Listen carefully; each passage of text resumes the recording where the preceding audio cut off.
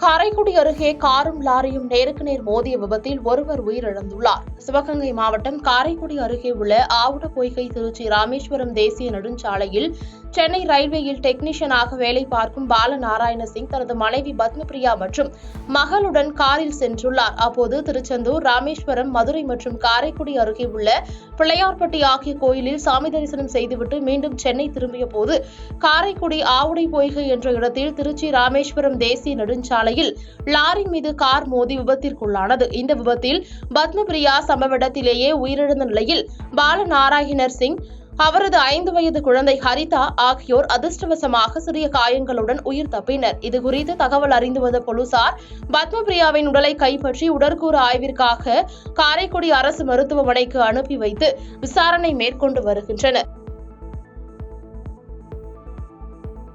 பாதகம் செய்பவரை கண்டால் நாம் பயங்கொள்ளலாகாது பாப்பா. மோதி மிதித்து விடு பாப்பா, அவர் முகத்தில் உமிழ்ந்து விடு பாப்பா. அண்மை செய்திகளை உடனுக்குடன் தெரிந்து கொள்ள இணைந்திருங்கள் இயம்நாடு தொலைக்காட்சியுடன்.